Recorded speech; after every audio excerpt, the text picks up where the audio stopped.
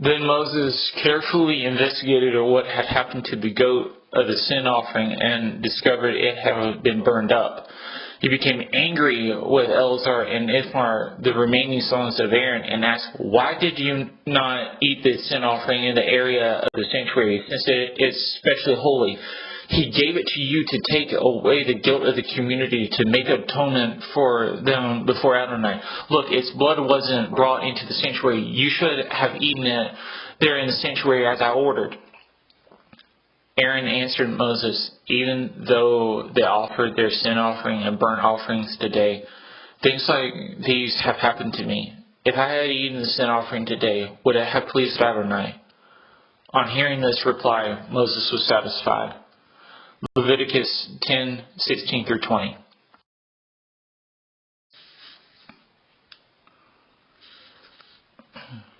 David and the army of 30,000 troops went to Judah to bring the Ark of the Testimony to Jerusalem. After taking it from the house of Abinadab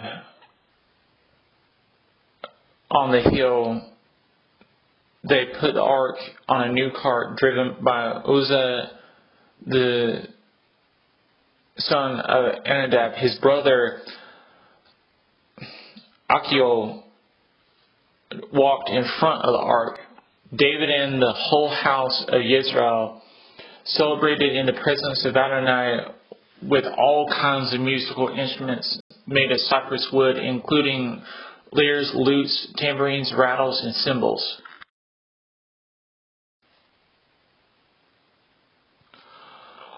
Upon reaching Nachon's threshing floor, the oxen stumbled and Uzzah put out his hand to steady the ark. This resulted in Uzzah being struck down for touching the ark. This death upset David and made him fearful. The king asked, "How can the ark of Adonai come to me?" David took it over to the house of Obed Edom the Gittite, where it stayed for 3 months. During these 3 months, Obed Edom and all his household were blessed. The place where Uzzah died was called Perez Uzzah.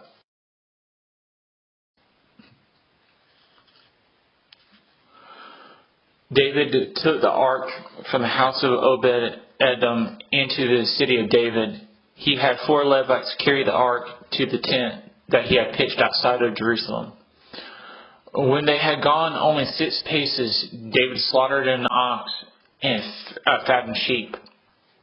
David, while wearing a linen ephod, danced and spun around with abandon before Adonai. David and the elders brought up the ark with shouting and the sound of the shofar. As the ark of Adonai entered the city of David, Michal, David's wife and daughter of Saul, watched King David worship from her window.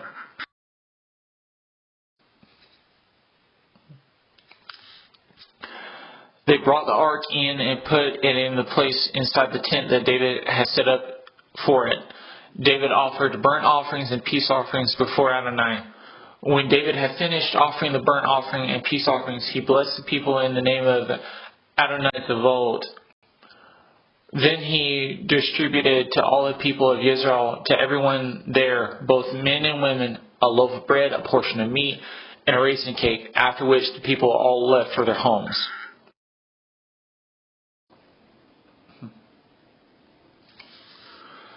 Amid his celebration of the ark's presence being there, Michal rebuked David for not acting as dignified as the king should.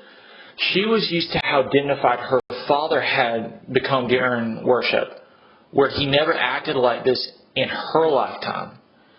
As such, she believed that a king should never worship without care or freely.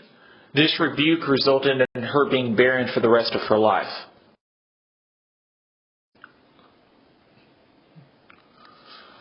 Between 1003 and 1000 BC, David spoke to Nathan, who was one of the prophets and one of his trusted advisors. The king did not feel right about how the Ark of the Testimony being a tent while he was living in a palace. Nathan initially said to David that he should do what he desired to do. Later that night, the prophet was reprimanded by a divine dream for encouraging such. The following morning, the prophet delivered a message to the king. The message was essentially, the Eternal One had never asked about a cedar wood house to be built for his presence. He recalled how he took David from the sheepyards and made him chief over Israel, destroying all his enemies so that he could rule in peace. Furthermore, amid his great reputation and desiring to plant his people Israel in their own place without being disturbed ever again by the wicked,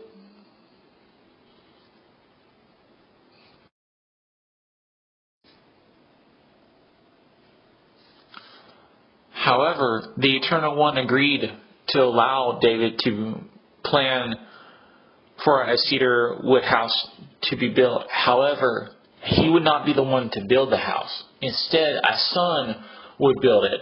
The son would be like a son to him himself. As such, the son would retain grace even when he would need to be reproved. Moreover, David would be granted an eternal dynasty. 2 Samuel 6, 1 through 7:17.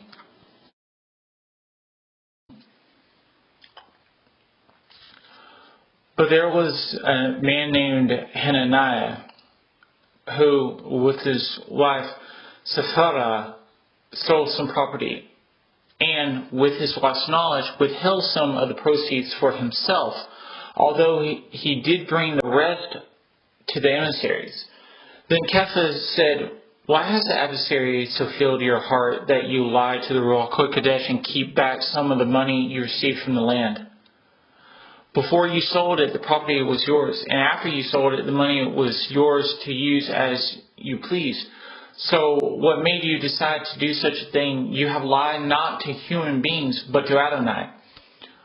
On hearing these words, Hananiah fell down dead, and everyone who heard about it was terrified. The young men got up, wrapped his body in a shroud, carried him out, and buried him.